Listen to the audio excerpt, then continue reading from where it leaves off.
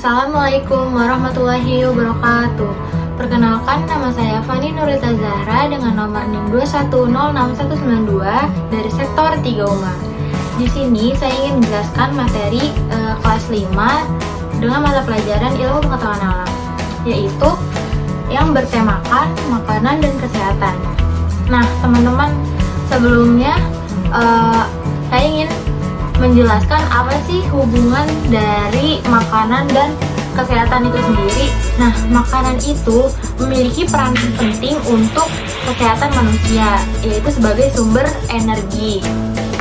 Nah, dari makanan ini terbagi menjadi dua, yaitu makanan yang mudah dicerna dan makanan yang sulit dicerna. Nah, makanan yang mudah dicerna itu contohnya seperti nasi, tepung, buah-buahan, dan daging.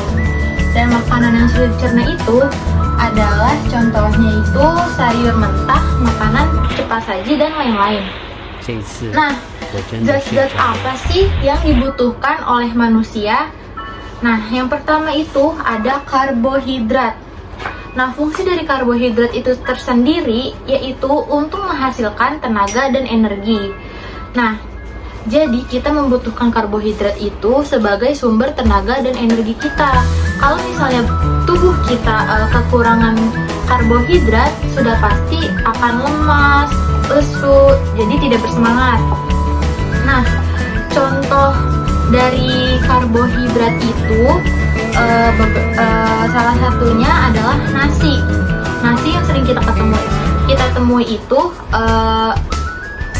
menjadi peranan penting untuk menambah zat karbohidrat yang ada di tubuh kita. Nah, yang kedua contohnya adalah roti, umbi-umbian, jagung, dan pisang. Yang kedua ada lemak. Nah, fungsi lemak tersendiri merupakan pelindung alat-alat tubuh yang halus. Misalnya untuk mata, hati, dan ginjal. Juga berfungsi sebagai zat energi cadangan.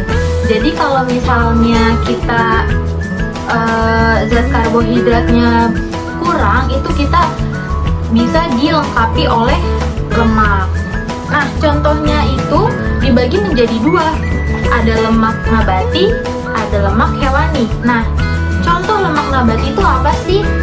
Nah, berikut contoh-contohnya adalah kelapa, kemiri, buah zaitun, dan kacang tanah.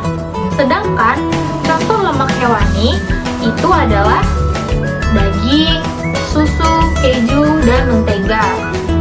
Lalu yang ketiga itu ada mineral. Mineral itu mempunyai zat padat anorganik yang terbentuk di alam dan mempunyai komposisi kimia tertentu dan susunan atom yang teratur. Contoh dari mineral tersebut adalah zat yodium yang berfungsi sebagai mencegah terjadinya penyakit gondok. Lalu ada zat kapur yang berfungsi sebagai pembentuk tulang dan gigi. Dan yang berikutnya adalah zat fosfor, yaitu sebagai pembentuk tulang dan sel-sel tubuh. Dan yang terakhir ada zat besi. Nah, zat besi itu memiliki fungsi sebagai pembentukan sel darah merah. Nah, kita lanjut. Di sini ada protein. Nah, apa sih fungsi dari protein tersebut? Nah, fungsi dari protein itu sebagai untuk membangun pertumbuhan manusia. Nah, protein juga dapat dibedakan menjadi dua, yaitu ada protein nabati dan juga ada protein hewani. Contoh dari protein nabati adalah tumbuhan dan kacang-kacangan.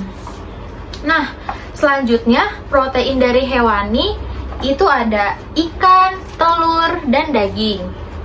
Nah, yang terakhir nih, yang tidak kalah penting juga, yang harus kita lengkapi dalam kebutuhan makanan di diri kita itu adalah vitamin. Fungsi vitamin itu tentunya sebagai zat pengatur. Nah, contoh dari vitamin itu ada vitamin A, vitamin C, vitamin D, dan banyak vitamin-vitamin lainnya. Nah, contoh dari vitamin A itu berfungsi untuk mata. Lalu vitamin C berfungsi untuk menjaga kesehatan daya tahan tubuh. Dan yang terakhir ada vitamin D, itu berfungsi sebagai pemroses penyerapan kalsium. Nah, dari pemaparan materi yang telah saya sampaikan, semoga dapat bermanfaat untuk adik-adik yang menyaksikan video ini. Kurang lebihnya saya minta maaf, saya pamit undur diri. Wassalamualaikum warahmatullahi wabarakatuh.